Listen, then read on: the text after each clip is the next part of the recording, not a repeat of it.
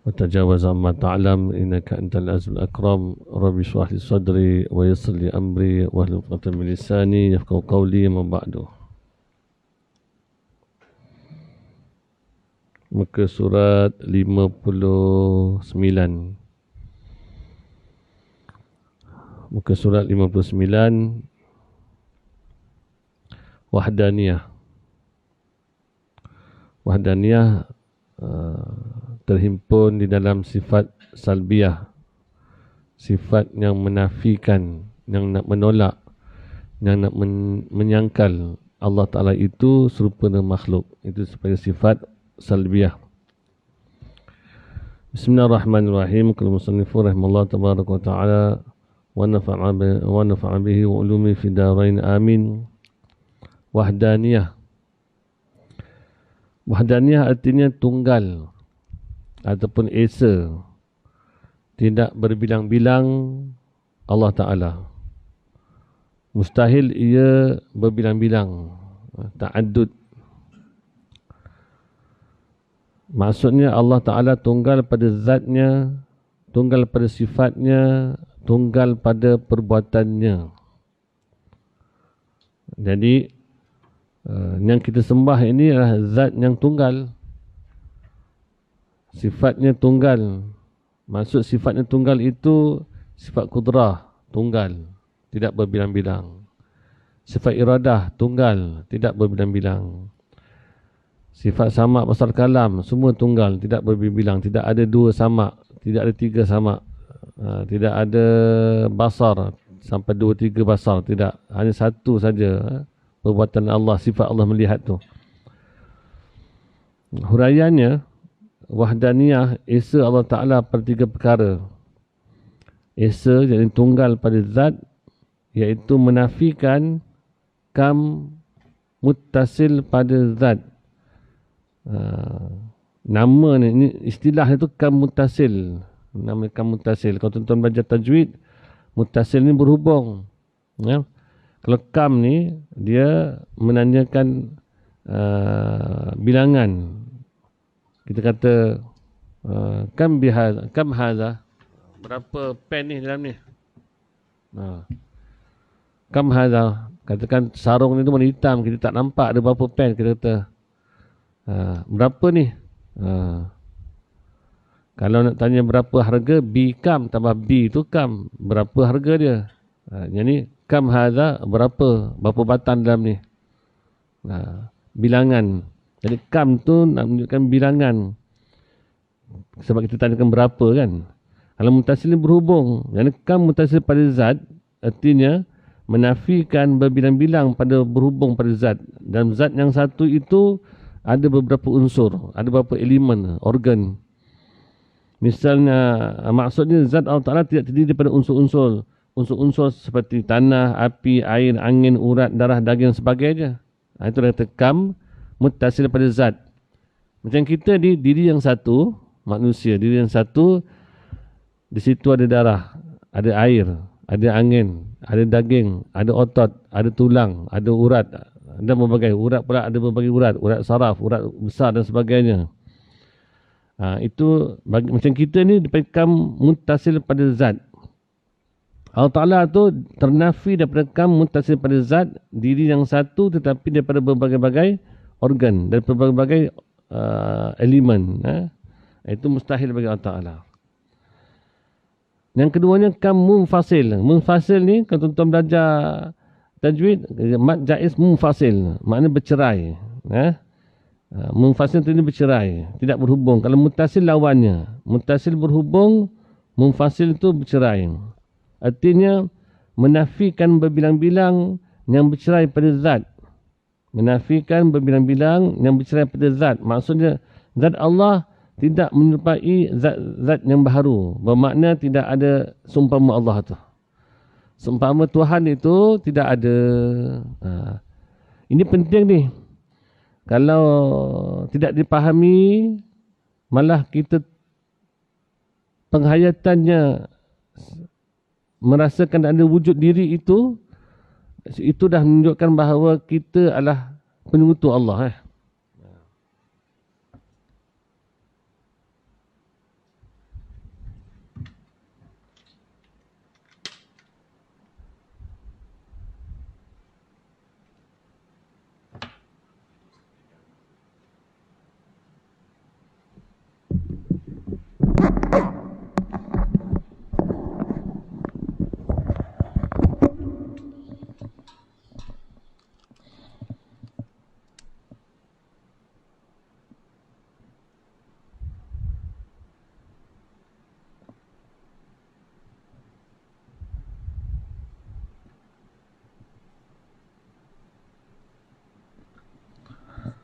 Baik, subhanallah.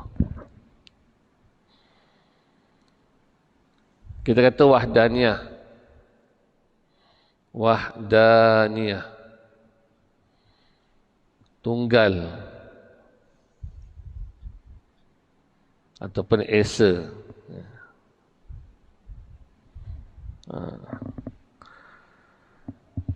Pada apa? Pada zat. Zat ni diri. Pada sifat. Sifat ni, saya tulis sifat begini ni, dia plural. Bermakna kan nanti ada sifat apa? Kudrah. Kudrah ni tunggal ni, sifat ni. Lepas tu iradah. Tunggal, tidak ada sesiapa memiliki sifat iradah. Dan sifat iradah Allah Ta'ala itu tunggal, dia tidak berbilang-bilang. Dan seterusnya berbagai-bagai lagi. Lepas tu fa'lun, perbuatan. Yang memiliki perbuatan itu perbuatan Allah. Kita tak ada perbuatan. Kita diperlakukan Allah. Ya, tak ada. Baik. Kan kita dah faham gitu. Sekarang ni kan kita ada, kita sebut kam munfasil. Kam munfasil pada zat. Hakikat wujud zat itu zat Allah je. Adapun kita ni asalnya apa? Asal kita ni tiada. Kita asalnya tiada.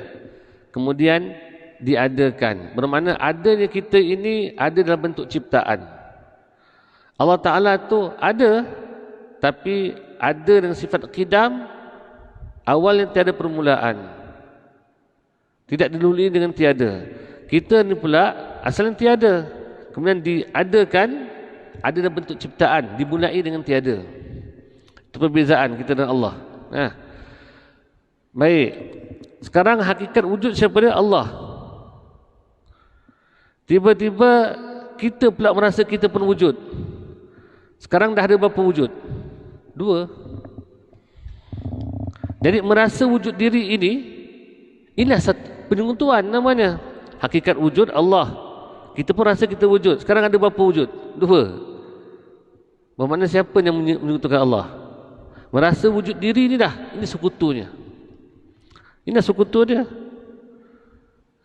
Allah kata, wallahu khalaqakum wa ma ta'malun. Allah ciptakan kamu dan apa yang kamu kerjakan, apa yang kamu perbuat. Allah kata, aku yang memperbuatnya. Fa'alu lima yurid. Dialah yang maha pembuat daripada apa yang dia kehendaki. Tapi kita rasa kita buat. Merasai wujud diri ini, ini satu penentuan. Merasa kita yang buat. Sebab itu kan kita disuruh solat kan. Dia selalu orang tanya, ustaz, macam mana nak khusyuk? Selaku orang agama, ustaz takkan membiarkan soalan begitu saja tanpa dijawab. Dan tak nak jawab jugalah. Tetapi jawapan itu sebenarnya ustaz itu pun sendiri dia ketandusan. Jawapan nak beri macam mana? Kerana ustaz pun tak khusyuk juga. Sama juga. Jadi tapi nak jawab juga, kena jawab juga. Begini, cara nak khusyuk tu kita kena hafal makna-makna ayat itu untuk kita khusyuk. Oh gitu. Jadi orang yang menjawab, orang awam pun bertanya pun puas hatilah. Terima kasih ustaz, saya akan usaha untuk macam mana untuk menghafal ayat-ayat tu. Jadi akhirnya orang yang menghafal ayat itu, yang diingat adalah makna ayat, bukan ingatnya Allah. Sedangkan Al-Quran sebut apa?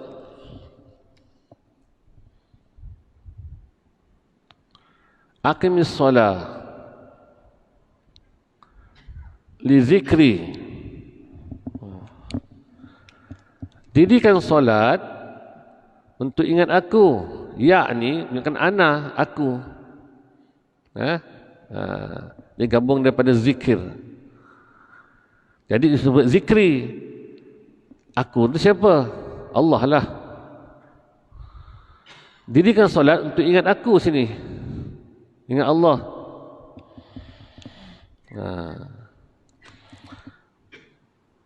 Encik Zul, ingat lagi tak guru matematik waktu sekolah menengah dulu? Tak ingat dah? Dulu di universiti yang mengajar apa subjek? Ingat? Ingat? Tak ingat semua? Berat sungguh ni. Ingat guru matematik? Tak sekolah? Sekolah? Tak ingat dah? Apa yang last kali belajar kat mana? Sekolah menengah. Guru sains ingat? Sains ke sejarah ingat? Ingat? Siapa guru sains? Ingat balik? Perempuan? Memang perempuan cepat ingat lah, kita senang ingat. Siapa nama dia? Zainab. Okeylah, katalah nama Zainab, kita boleh ingat. Sebab apa kita boleh ingat dia? Sebab kita pernah bertemu. Sebab kita pernah kenal. Pernah kenal. Dikarenakan sebab kenal itulah kita boleh ingat. Sekarang ni, kalau tak kenal Allah, boleh ingat Allah ke? Allah kita tak kenal, boleh ingat Allah dalam solat? Takkan mungkin boleh ingat. Kenal, kita tulis Allah, alif lam ha. Ini Allah ke? Ini sebutannya Allah, tapi ini Allah ke? Huruf alif ni Allah ke? Bukan. Lam Allah, bukan. Ha, bukan. Kita sebut Allah, sebutan tu, itu Allah ke yang kita sembah? Bukan. Kalaulah kita, apa bezanya orang kafir sembah berhala, kita sembah alif lam ha ni, sama ke berbeza? Baiklah, sekarang saya ukir satu papan kayu kalimah Allah, saya pacak kat situ, saya sembah tu papan kalimah Allah tu. Dengan kafir sembah berhala, sama ke tidak? Sama. Papan tu Allah ke? Bukan. Huruf hijaiyah tu Allah? Bukan. Mukhalafatu ta'ala al-hawadis, bersalah Allah Ta'ala sesuatu yang baru. Bukan kata objek yang kalimah Allah ni, apa yang diimajinasikan, apa yang terbeku dalam hati, terlintas dalam hati mengatakan itu Allah, pasti itu bukan. Allah tidak berupa cahaya, tidak berupa gerak-geri, tidak berupakan gelombang, bukan. Apatah lagi objek bentuk papan alif lam ha tu, itu bukan Allah. Kenapa? Cuba lihat ni.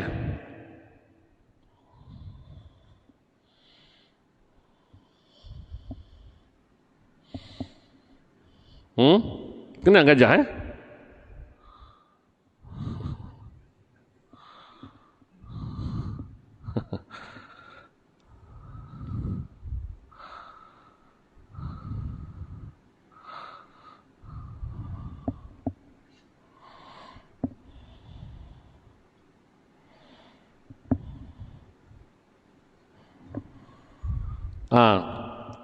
Ini apabila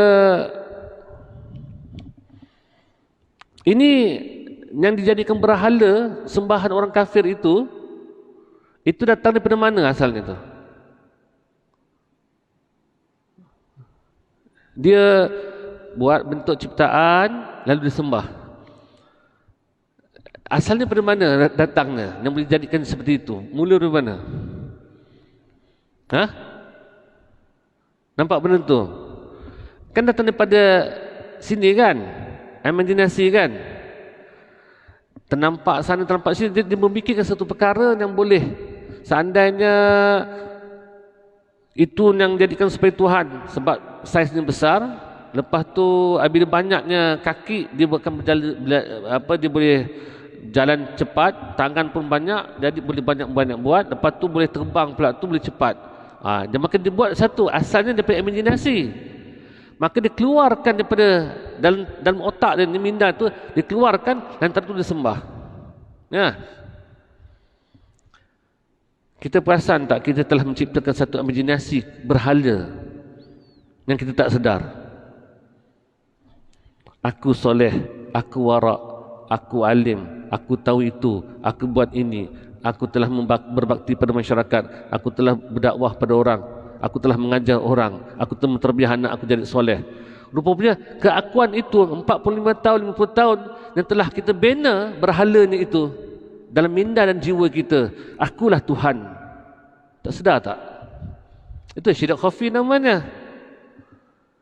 Kan kita kata tadi, sifat-sifat siapa kudrat ni? Sifat Allah. Ada kita merasa kita berkuasa, takkah kita lah Tuhan nombor 2 yang bersaing dengan Allah? Kita kata kehendak Allah. Apabila kita rasa kita itu kehendak kita, tidaklah kita bersaing dengan kehendak Allah Ta'ala, sifat Allah Ta'ala. Inilah syirik khafi yang tak disedari. Sedangkan dalil Quran banyak. Nah, menafikan tu. Apa dia? Wama Ramaita iz Ramaita.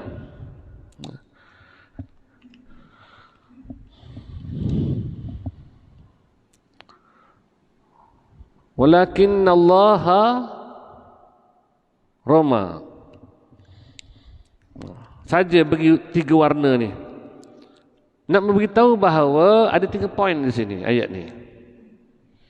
Pertama, penafian. Penafian. Nak menafikan bukan kita. Wahai Muhammad, bukan engkau yang melontar. Di saat mana engkau melontar? Waktu perang, nak melontar lembing, panah dan sebagainya. Jadi, wa ma ramaita, menafi, wahai Muhammad, bukan engkau yang lontar. Tetapi syariatnya ambil, lontar. Itu syariat. Tak boleh tinggal tu. Nafi-nafikan juga, tetapi jangan tinggal syariat tu, sebab itu sunnatullah. Kemudian, yang ni hakikat. Dan tetapi Allah yang melontar. Bukan engkau yang melontar. Di saat mana engkau melontar, tetapi hakikatnya Allah yang melontar. Bukan engkau yang datang ke surau solat berjemaah, bukan. Kena nafikan tu. Kalau kita tak nafikan, kita rasa kita yang pergi, bermakna sekarang ada 2 kuasa. Satu kuasa Allah yang hakiki, satu kuasa kita. Maka kitalah pengikut Allah sebenarnya. Dalam diam-diam 45 tahun, 50 tahun beribadat, kitalah orang yang menentukan Allah. Ya. Menafikan. Bukan engkau yang datang ke surau. Ketika mana engkau datang ke surau? Bukan engkau datang ke surau, penafian. Syariat dia ketika mana engkau datang ke surau. Tetapi yang datangkan engkau itu Allah yang datangkan. Bukan engkau yang bangun malam. Di ketika mana engkau bangun malam. Tetapi hakikatnya yang bangunkan itu engkau yang Allah yang bangunkan. Bukan engkau yang ingat Allah. Di saat mana engkau berzikir ingat Allah. Tapi yang ingatkan itu Allah yang ingatkan. Sebab itu kita berdoa, Allahumma a'inni ala zikrika wa syukrika wa husni ibadatik. Ya Allah, bantulah aku dalam mengingatimu. Tandanya kita memang lemah, tak mampu ingat Allah. Baik, kembali balik tentang ayat tadi. Ni. Jadi ada orang memahamkan bahawa nak khusyuk itu dia cuba mengingatkan makna-makna solat itu. Di ketika mana lupa katakan Allahu Akbar kabira walhamdulillah katsira subhanallah bukratan wa asila. Doa iftitahan.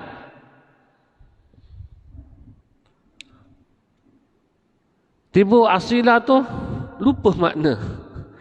Tadi daripada Allahu Akbar kabira walhamdulillah subhanallah bukratan wa asila, daripada awal tadi baca dia ingat makna, tak ingat Allah.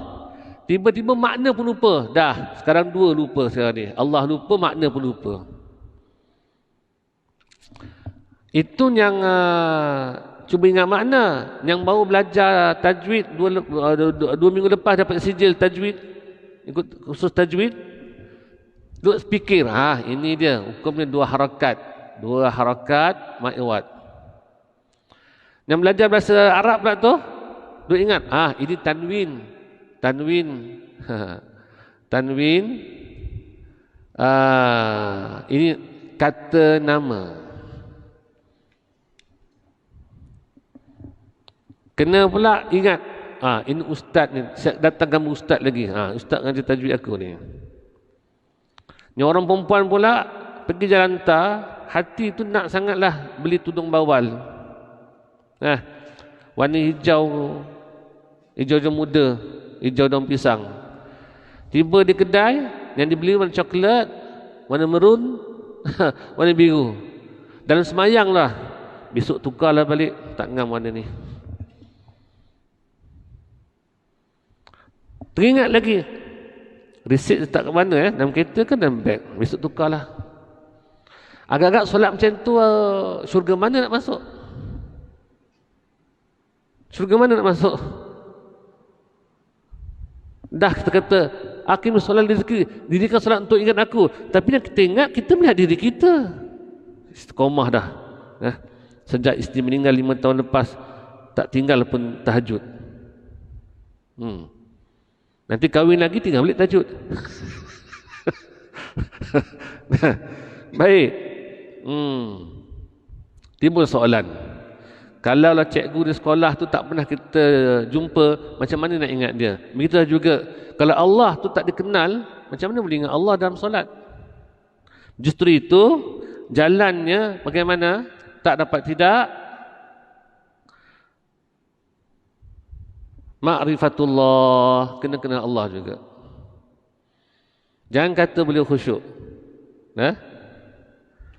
Kenapa ada setengah orang kalau dia bangun malam, mungkin tuan-tuan buat juga kot, bangun malam lampu tu dikelamkan sikit.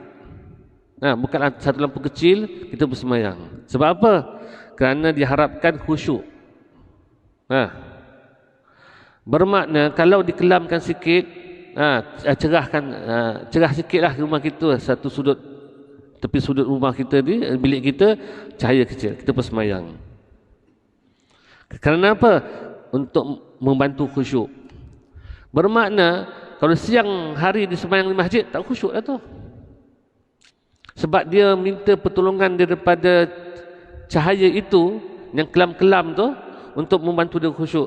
Bermakna dia payah nak ingat Allah ketika mana dalam keadaan hidup dia sekarang ni, terang-terang macam ni.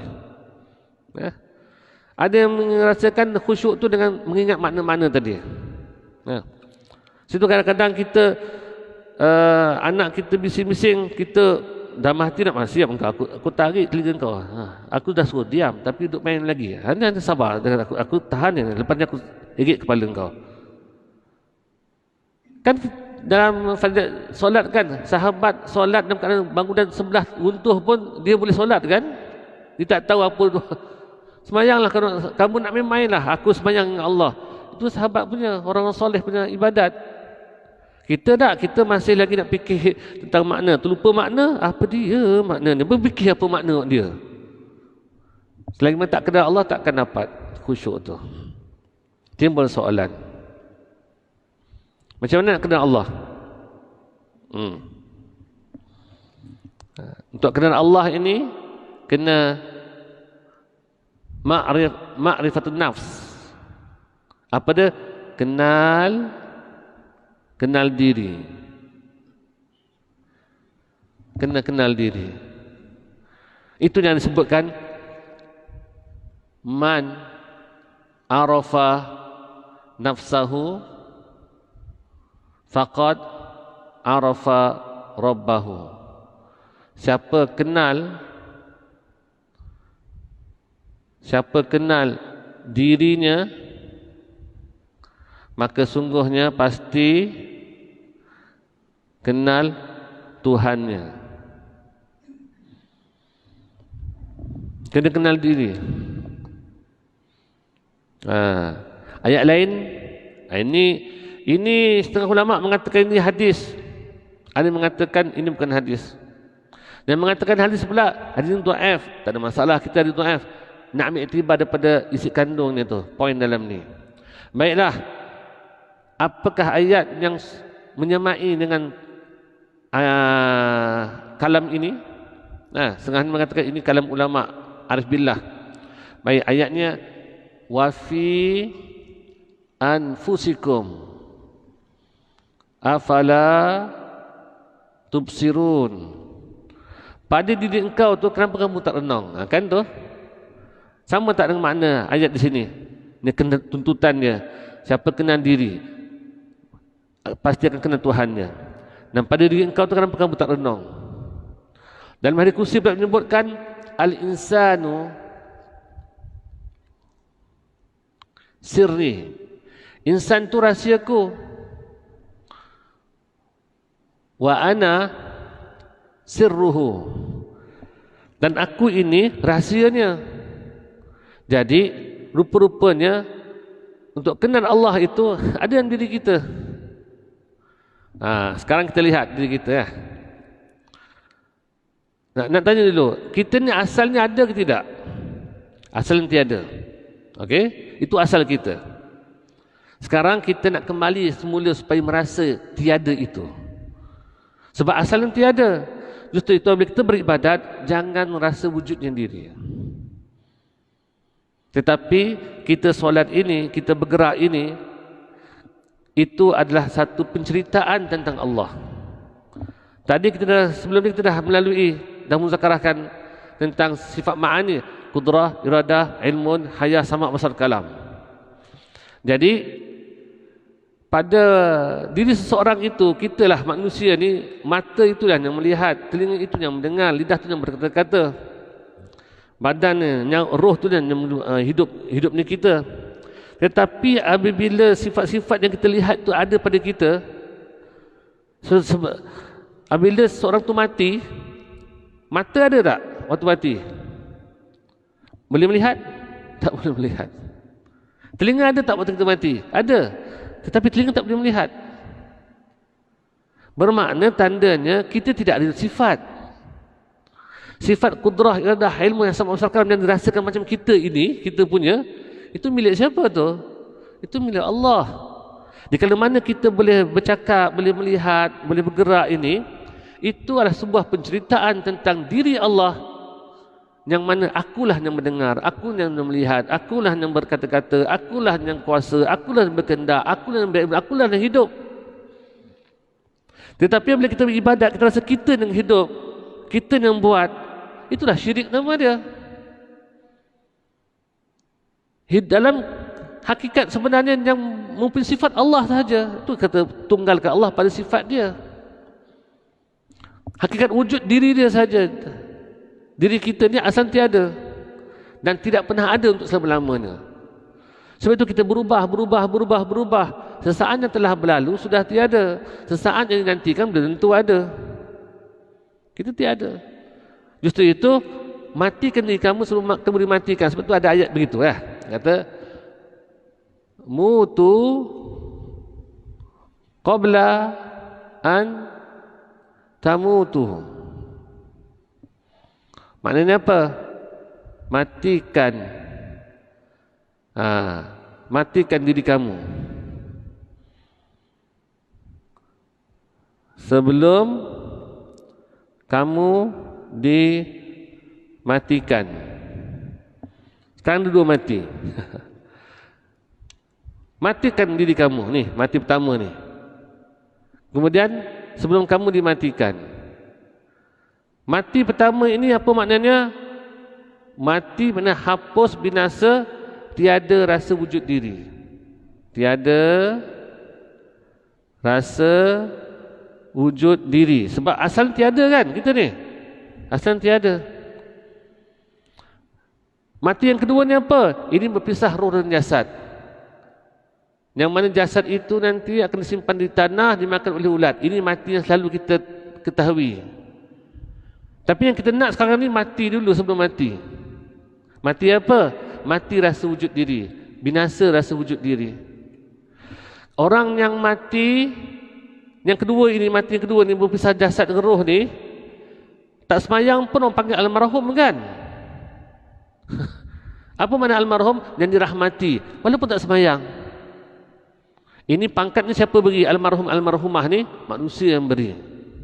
Tetapi yang ni Allah yang beri. Dia dah mati dulu. Maksudnya apa? Dah binasakan diri ni dulu. Maka orang dah mati, rasa wujud diri ni dah mati, dah binasa, layaklah terima pangkat daripada Allah Ta'ala. Almarhum almarhumah, hamba yang dirahmati. Sepanjang hidupnya dirahmati Allah. Allah tunjukkan kasih sayangnya, belas kasihannya, kerahmatannya, disayangi Allah. Inilah kekasih Allah, inilah wali Allah. Sebab itu sahabat mendapat radhiyallahu anhum radu'an. Allah meridai mereka. Sebab apa? Sebab mereka dah mati dulu sebelum mereka mati. Tidak ada rasa wujud diri. Justru itu beribadatlah tanpa rasa wujud diri. Itulah hakikat sebenarnya ibadat. Setelah kita tahu asal kita tiada, dah kenal diri kita memang asal tiada, jangan mengaku ada. Jangan mengaku ada.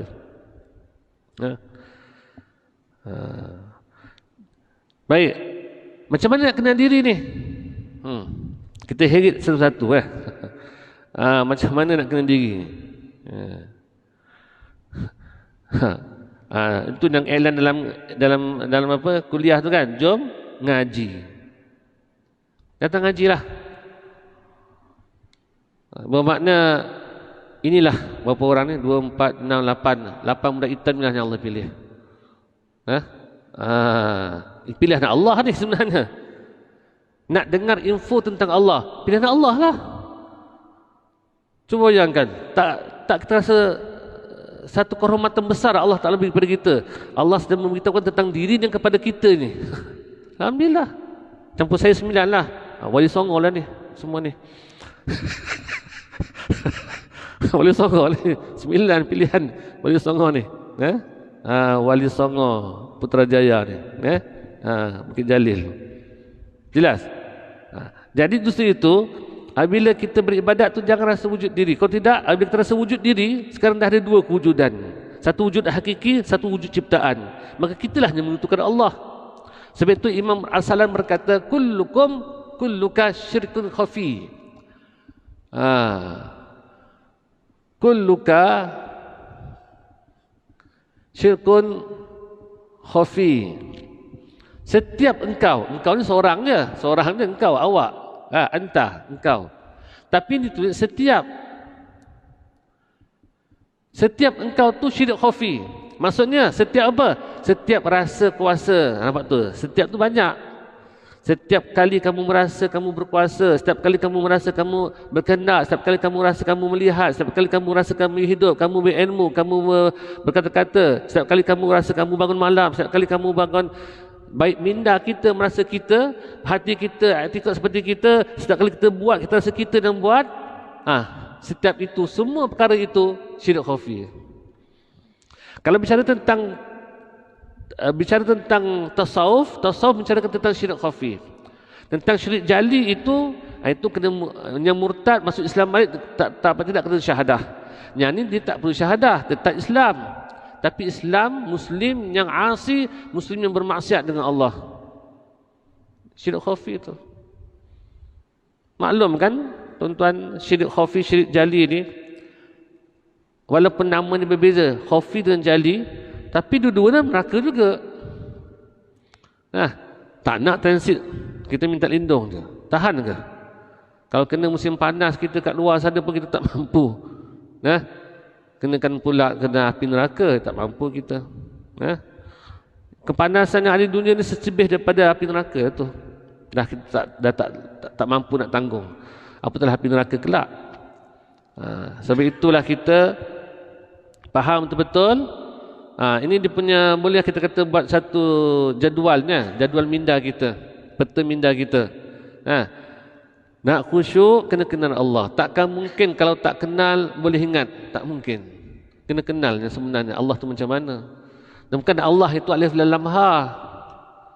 Ini hanya huruf hijaiyah, ini lafaznya Allah. bukan kalimah dan lafaz itu yang kita sembah. Kita sembah zat yang bersifat yang namanya Allah. Dalam pengajian kita kata yang kita sembah siapa?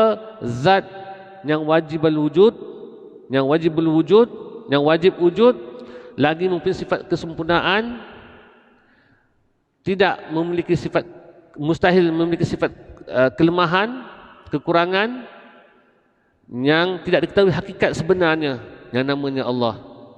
Ringkaskan lagi, yang kita sembah itu adalah zat yang wajib wujud, yang mempunyai sifat kesempurnaan yang namanya Allah. Nak ringkaskan lagi, yang kita sembahlah zat yang bersifat sempurna yang namanya Allah. Ada pun di luar sana jangan cakap begitu. Duduk di warung, di kedai, di pejabat, kalau kita kata kita hidup sembah Allah, itu bahasa ringkasnya. Jadi kalau kita yang dah belajar ni sembah Allah, jawapan tu betul tapi kurang tepat. Sebab nanti sebut Allah, orang sangka ni lah alif lam maha dengan suara dia Allah tu, lafaz Allah. Tetapi kita yang dah mengaji ni, fahamlah kita yang kita sembah itulah zat diri yang bersifat yang namanya Allah. Yang tak diketahui hakikat sebenarnya zat tu macam mana. Wallahu a'lam bissawab. Setelah kita dalami, kita halusi, barulah kita nampak bahawa yang kita sembah itu adalah zat yang mempunyai sifat kesempurnaan. Sebab tu belajar sifat 20 tu, qudrah, iradah, hikmah, sama kalam, supaya kita yang mengaku kita itu bersifat. Cuba lihat apabila kita mati, mana sifat melihat? Tak ada. Mata ada tapi tak boleh melihat. Menandakan bahawa mata itu tidak ada sifat melihat. Oh, tak boleh melihat sebab roh tak ada. Okey, roh pun tak ada sifat melihat sebenarnya. Jadi yang melihat itu hakikatnya Allah. Dia memiliki sifat melihat. Adapun kita ni diperlihatkan. Allah sifat berkuasa, adapun kita ni diperkuasakan. Adapun Allah yang sifatnya hidup, adapun kita diperhidupkan. Kita hanya pantulan saja. Bahasa mudahnya kita bagi pantulan hakikat yang sebenarnya wujud itu. Jadi apabila kita berdiri depan cermin, isteri hantar ke kampung, anak pun balik kampung, pantang, jadi dalam pantang isteri kita. Apabila kita duduk dalam depan cermin, kita nampak ada satu lagi orang dalam rumah kita ni.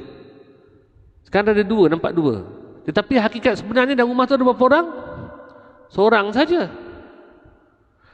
Timbul soalan, siapa dalam tu? Iras kita sama. Ini yang keluar dari satu perkataan, yang melihat itulah yang dilihat. Yang melihat itu yang dilihat. Sama ke tidak? Sama, yang sama juga. Jadi yang di dalam itulah pantulan daripada luar. Dalam cermin itulah pantulan daripada luar cermin. Begitu kita yang ada kuasa kehendak, nampak berkuasa macam berkehendak ni, ini pantulan daripada sifat Allah yang hakiki itu. Tetapi bukan sifat kita. Kita dipersifatkan sahaja. Diperkuasakan, diperkehendakkan. Justru itu apabila kita solat itu, kita ada fokus yang satu saja, Allah tu. Semua dah terkuasa kehendak dia, ingat itu saja. Sampai hilang rasa wujud diri, barulah inilah sebenar-benar sembah Allah Ta'ala. Baru dia katakan akim solat zikri, dirikan solat untuk ingat aku. Disokong pula dengan ayat lain menyebutkan hafizu ala salawati was salati wusta wa qum lil qanitin. Peliharalah solat kamu, solat 5 waktu itu. Dan solat wusta maksudnya asar di situ. Tak bisa kata asar. Wa qum lil qanitin, dan dirikan solat kamu dengan qanitin. Apa itu qanitin? Khasyiin, tuntutan untuk solat khusyuk. Kenapa? Hanya solat yang ingat Allah, yang khusyuk itulah yang akan menjadi sebab untuk hilang fahsyat dan mungkar. Inna solat tahan fahsyat mungkar. Semua solat itu mencegah fahsyat dan mungkar. Bermakna hanya solat yang mencegah fahsyat mungkar ini apabila ada khusyuk. Cuba kita lihat secara umumnya orang solat bergaduh tak? Bergaduh. Pak Haji pula tu. Pendakwah pun bergaduh juga. Ustaz-ustaz pun bergaduh juga. Bermakna salah dia, silap dia kat mana? Kat solat lah. Maksudnya solat tu ada masalah tu. Solat tu ada masalah. Maknanya kena betulkan solat tu. Betulkan solat bukan hanya rokok sujud. Itu dah cerita dah lama di sekolah-sekolah, di pondok-pondok semua macam tu. Budak-budak pun rokok macam ni juga. Budak-budak pun berdiri pun macam ni juga, sama. Kalau atuk sebenarnya juga, atuk pun macam ni juga. Rokok pun sama juga. Atuk dengan cucu sama solat dia. Ayah, anak sama solat begitu, rokok sujud. Tetapi janganlah hati ayah ataupun hati atuk itu sama dengan hati cucu. Cucu semayang sebab apa? Atuk suruh. Anak semayang sebab takut ayah. Tapi ayah jangan sebab mak suruh bersolat. Jangan. Mesti ada satu perbezaan antara kita dengan orang awam tu. Perlulah kita upgradekan kita cara semayang kita. Bukan hanya rokok sujud, betulkan wuduk saja, rapatkan saf. Tapi hati tu ke mana tu? Hati tu dia bermakna ada masalah tentang solat. Orang solat mengumpat. Ada kan orang solat tapi aurat tak tutup kan? Orang perempuan dia solat, dia berhenti semayang keadaan raga-raga cantik-cantik, semat-semat, tetapi dia berhenti solat, tapi lepas tu dia buka tudung dia. Jadi bermakna solat ada masalah. Ustaz-ustaz pun bertengkar, bergaduh, mujah, benda yang khilaf tu dah lama dah, 1200 tahun yang lalu dah selesai dah. Bab kuno, bab tahlil semua dah selesai dah. Tapi dia bangkitkan, itu ada penyakit tu, masalah tu. Ada penyakit. Kita buat baik tapi menganiaya orang lain, ada masalah solat kita.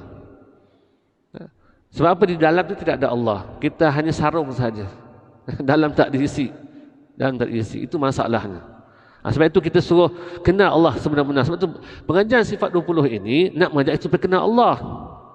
Dan untuk kenal Allah itu kena kenal diri. Diri yang asalnya memang tiada. Kalau dah asalnya memang tiada, kemudian diadakan dalam bentuk ciptaan. Ada dalam bentuk ciptaan. Dan ciptaan itu pula ada sesaat saja. Berubah. Dulu ada gigi, hilang gigi. Dulu ada hitam, tapi jadi putih. Dulu cerah, sekarang nampak kelabu. Dulu dengar, sekarang dah kurang. Dulu kuat, boleh angkat 100 kilo, tapi dah tak boleh dah sekarang, 10 kilo pun tak larat. Bermakna, mana kekuatan itu sekarang? Dah tak ada. Saban hari hidup kita ini, Allah telah ceritakan bahawa yang kuatnya aku, yang kehendaknya aku, semua dia, bukan kita. Kehendak kita, aku nak sihat, tapi yang kata nak sihat tu pun sedang sakit. Aku nak kaya, tapi kita sekarang sampai bisnes sampai sekarang tak kaya-kaya. Hutang keliling pinggang lagi. Kalau nak kaya, kayalah cepat. Tak boleh. Kehendak Allah bukan begitu. Akhirnya kita pun angkat tangan. Rupa-rupanya Allah beri ujian itu supaya kita angkat tangan. Ya Allah, benarlah Engkau saja yang berkuasa, aku tak mampu. Sebab itu apakah hikmahnya dalam surah itu? Ada surah yang huruf-huruf yang terputus-putus itu, Alif Lam Mim Ha Mim Yasin Nun dan sebagainya. Ulama mufassir hebat dengan ilmu, berbagai ilmu, mentafsirkan Quran. Di kalau mana dah terasa hebat dengan ilmu dia, sekarang Allah tunjukkan Nun. Apa tafsiran Nun? Ulama pun kami angkat tangan. Wallahu a'lam bissawab. Apa makna Hamim? Wallahu a'lam bissawab. Maka ulama sepakat mengatakan jawapannya apa? Wallahu a'lam bissawab. Kami serah pada Allah Ta'ala, Allah yang saja Maha mengetahui. Walaupun ada yang mengatakan Alif Lam Mim ini, huruf-huruf yang putus-putus ini adalah nama-nama Allah. Pendapat, pandangan ulama berijtihad. Contoh Alif Lam Ra Ha Mim, lepas tu campur Nun, jadi gabungkan Ar-Rahman. Yasin, ada setengah mengatakan huruf itu potong-potong ini juga nama Nabi, seperti Yasin, nama Nabi. Taha, nama Nabi. Tetapi sepakat kebanyakan ulama mengatakan jawapan apa? Wallahu a'lam bishawab. Allah saja Maha mengetahui. Jadi di situ saja Allah tu nak tundukkan ulama, jangan rasa kamu hebat. Kamu takkan tahu apa-apa pun. Kamu takkan mengetahui semua perkara, melainkan aku izinkan sahaja. Nah, maka Allah tundukkan dengan apa? Dengan huruf hijaiyah aja. Apa makna dia? Tak tahu makna. Tu.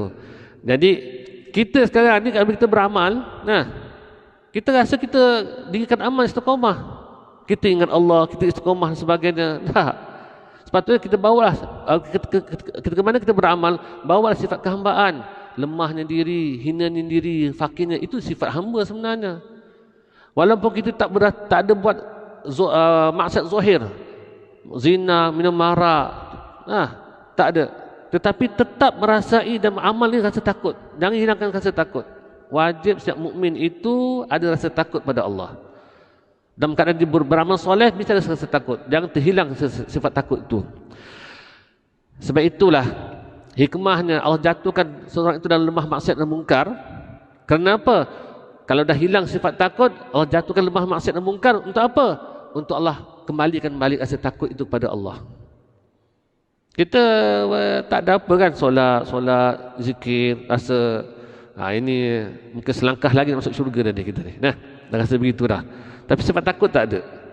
Yang rasa remuk hatinya takut pada Allah tu orang bermaksiat je.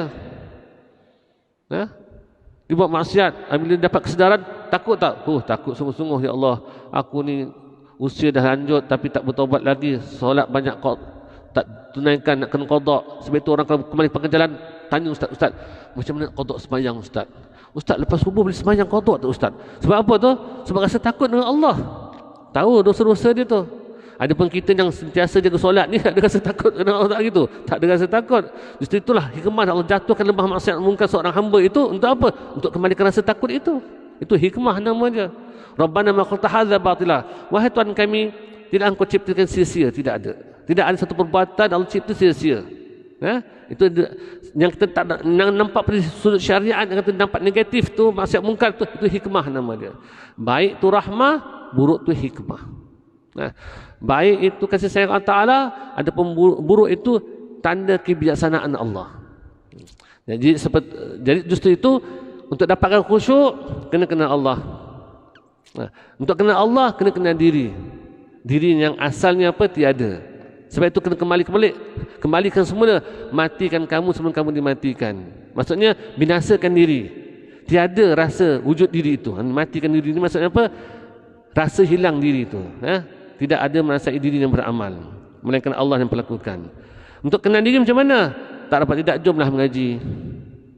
Kalau tak nak ngaji macam mana nak cerita macam mana? Orang cerita, seorang perempuan berkata, ustaz, suami saya ni ustaz, tak tahulah ustaz, ego, sombong, tahap apa tak tahulah ego dia tu.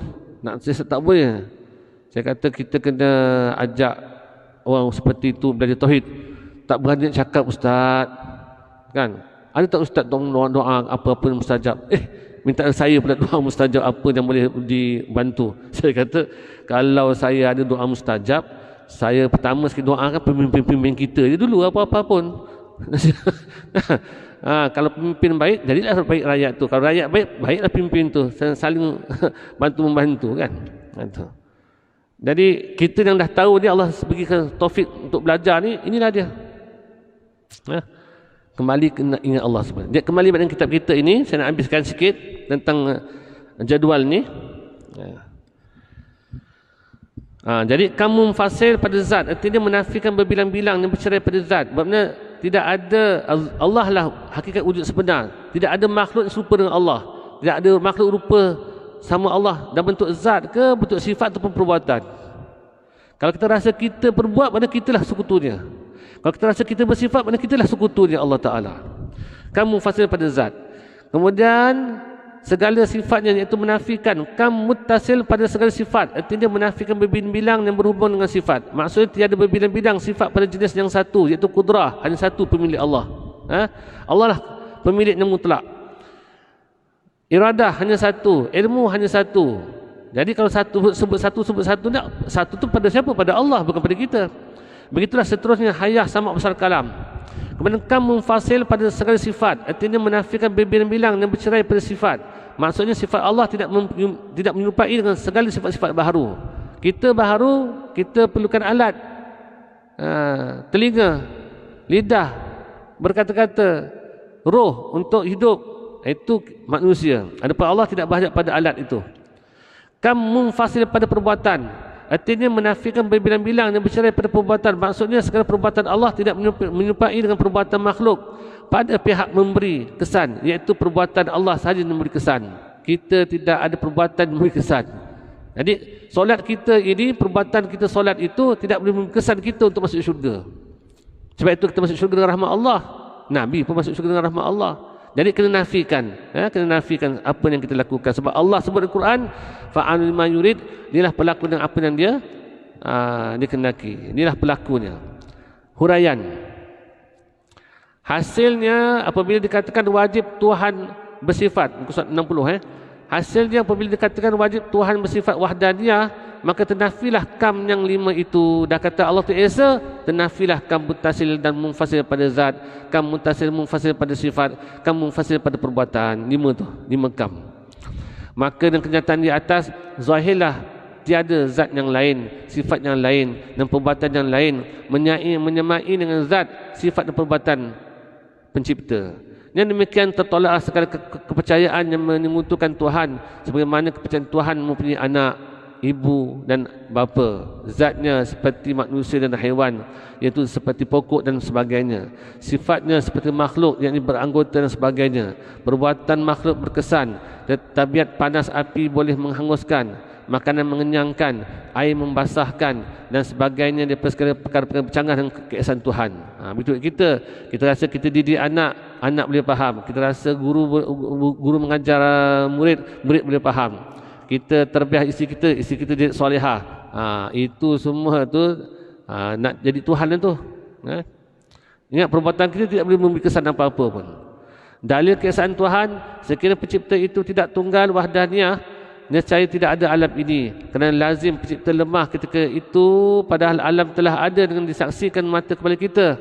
Hasilnya nyatalah Tuhan itu Esa tunggal. Inilah maksud pembahasan di sini. Wallahu a'lam bissawab. Akan datang kita bicara tentang keterangan yang menunjukkan binasa alam atau tidak boleh ada alam jika berbilang-bilang pencipta. Wallahu a'lam bissawab. Ada soalan? Saya.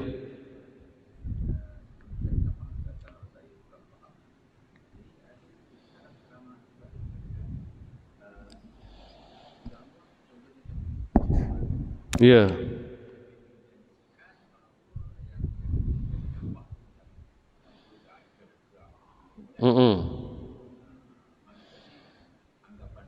Ya.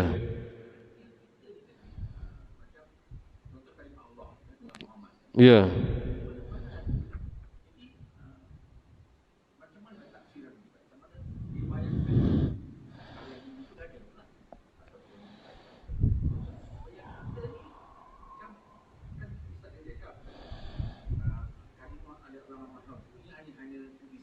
Ya.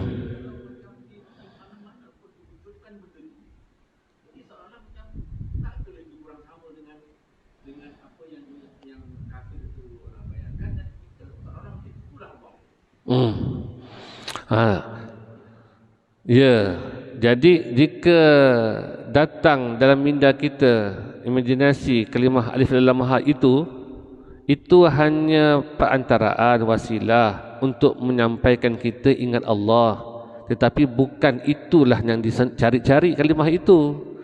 Hanya sekadar mengingatkan, macam kita pegang tasbih lah. Tasbih ni perantaraan saja. Untuk apa? Untuk ingat Allah. Tiba satu tahap nanti, buang tasbih itu, hati tetap berdetik dengan Allah, tapi sebagai perantaraan saja.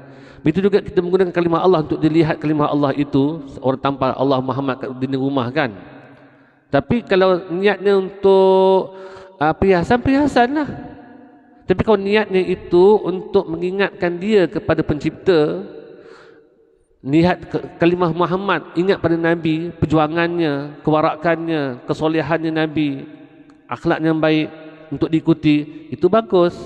Sebab niatnya bukan pada kalimah itu, niatnya untuk mengenal empunya kalimah itu Allah. Ya, jadi membantu sahaja untuk ingat. Tetapi kalau kita padang kalimah Allah itu yang disembah, itulah syiriknya. Ya, Syekh Abdul Qadir Jilani pun diuji Allah Ta'ala juga. Dia tu sultan awliya di zaman dia itu. raja bagi sekalian awliya pada zaman dia lah. Tengah berzikir, tiba-tiba munculnya cahaya. Syaitan tu sebenarnya. Cahaya yang mengatakan, wahai Abdul Qadir, mulai saat ini engkau sudah diangkat daripada sebarang hukum yang haram kamu boleh buat, yang halal tak apa, yang diwajibkan terlepas. Tak wajib solat, tak wajib puasa, sebab kamu dah timbul martabat tinggi dah. Dan dia cahaya itu pun berkata, akulah Allah yang kau cari. Jadi Syekh Abdul Qadir ini berfikir balik, Allah bukan cahaya. Allah bukan cahaya. Maka lantaran itu dia pun terus menegur, hei syaitan, pergilah kamu daripada sini. Hilang cahaya tersebut. Kalaulah Syekh Abdul Qadir Jailani, ketua para awliya zaman dia itu pun diuji seperti itu, apatah lagi kita. Baru 2 hari lepas, seorang hamba Allah mengadu, Ustaz, saya punya abang diuji Allah, jatuh muflis dan sakit pula tu, terlantar di katil, tapi terus mengeluh, manakah keadilan Allah. Bahaya ni kata-kata ni. Kerana apa? Kerana dia melihat ada kawan-kawannya yang bermaksiat, buat mungkar, hidup mewah, harta bertambah dan kena buat maksiat mungkar tu.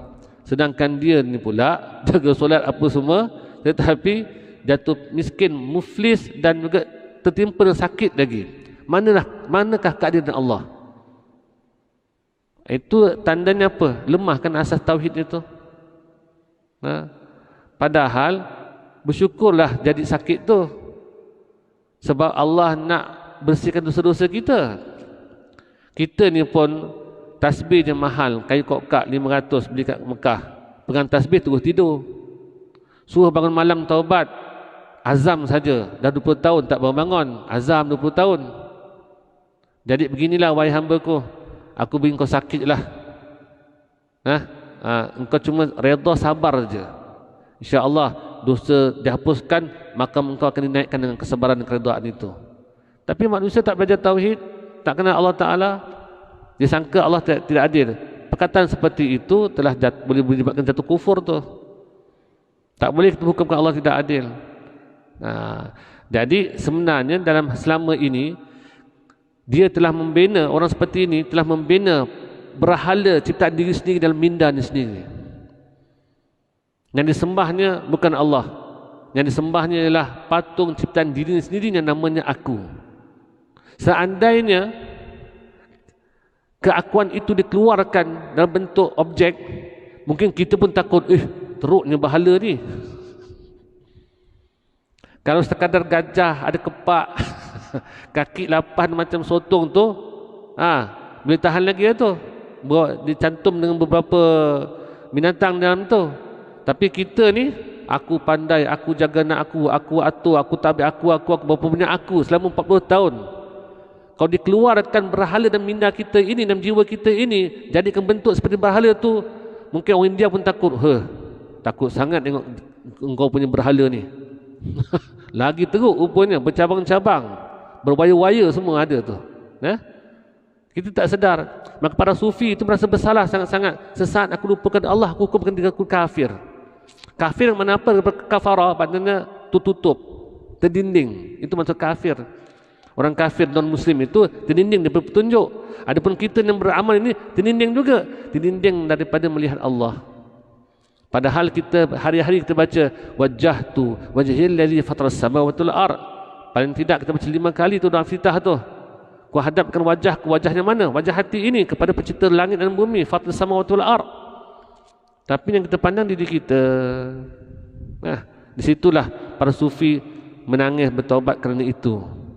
Kita sembahyang tak khusyuk pun teringat tudung bawal tadi pun nak cek risit dalam solat, cek risit nak tukar tudung pun masih masih rasa khusyuk, masih ada rasa soleh di situ. Wallahu a'lam bissawab. Mudah-mudahan bertaufiq insya-Allah. Rabbana taqabbal du'ana innaka antas samiul alim wa tub 'alaina ya maulana innaka tawwabur rahim.